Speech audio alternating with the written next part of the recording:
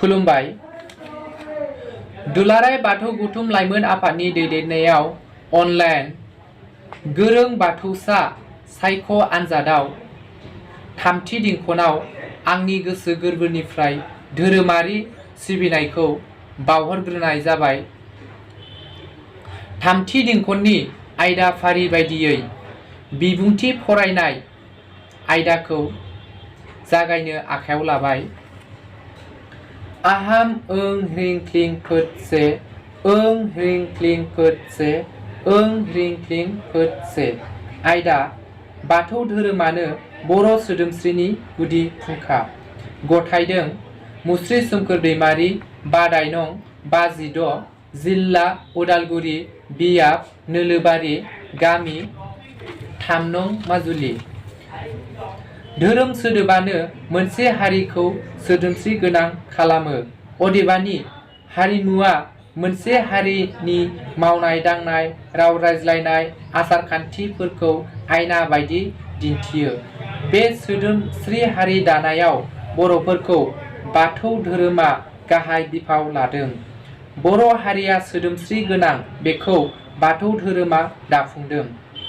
थोंजों बाथौ धोरोमानो बर' सोदोमस्रिनि दानायनि गुदि। बर' हारिखौ सोदोमस्रि गोनां खालामनो थांनायाव बाथौ धोरोमा जोनोमनिफ्राय थैजासिम जोंखौ फोरोंदों। बाथौ धोरोमनि बिथा बाथौसालियाव 18 जरा एबा 18 जरा हालि मोदाय संदांगिरि थानायखौ जों मोनथियो। बिथांमोनानो संसारनि आसारखान्थि, समाजखान्थि, धोरोमखान्थि, दामनाय देनाय, मुवा बेसाद सामलायगिरि, सिजौनि बेंगिरि, सुबुंनि बोसोनगिरि। थामहिनबा संसाराव बोरै सोलिनांगौ, आसारखान्थि, समाजखान्थि बायदिखौ मानो नांगौ, बिनि ओंथिया मा, दामग्रा देग्रा आगजुखौ मानो नांगौ बेफोरनि फोरोंगिरि। बुहुम संसाराव जोनोम मोननाय लोगो लोगो सुबुं माहारिया जेंनाजों सौसिनो गोनां जायो। नाथाय जेंनाफोरा हारसिंनो बोस्रां जायाखै। बेफोर जेंनाखौ बोस्रांनो 18 जरा गुरुफोरा बाथौआरि बर'फोरनो जेंना बोस्रांनो थाखाय मोनफा मोनफा नेम फोरोंना गालांदों। बाथौआव हेबनाय 18 जरा खुन्थियाआ 18 जरा गुरुआ मुलुगाव सोलिनानै जानो थाखाय मोनफा मोनफा गियान फोरोंना होलांदों। राव रायज्लायनायनिफ्राय लानानै जोनोमनिफ्राय थैजासिम सोलिनानै जानायनि गियान होलांबाय। मावनाय दांनाय, लेखा फरा सोलोंनाय, आसार खान्थि फालिनाय, जानाय लोंनाय, दामनाय देनाय, हेबनाय एरनाय, आरिमु आयदा, नाहा मैहा थांनाय, सोमोन्दो लानाय, समाजखान्थि दानाय, दाय बिजिरनाय, धोरोम सिबिनो फोरोंनाय बेफोर दौलतखौ बाथौ धोरोमा जोंनो फोरोंना गालांबाय।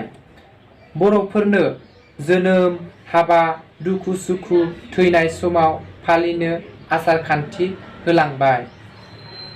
गामसा, आर'नाइ, दखना, फास्रा, फालि बायदि आगरनि गाननाय जोमनाय, दामनो देनो थाखाय खाम, सिफुं, जथा, सेरजा, गंगोना बायदि जोंनो दिहुननानै होलांदों। मोसानो थाखाय 18 बाहागोनि मोसानाय, जायफोर बर' हारिमुनि दौलत आरो जोंनि हारिमुखौ गोजौ जौगा होदों। सावरि बादालि, ज' खामानि, अनसुंथाइ होनाय बेफोर गासैबो 18 जरा गुरुफोरा फोरोंना होलांनाय। सोमोन्दो लानानै रायथिनाय, जंखायनाय, एदावनाय बेफोरबायदि ओंथि बहरा गियानखौ बाथौ धोरोमनि गेजेरजों मोनजोबनाय जायो।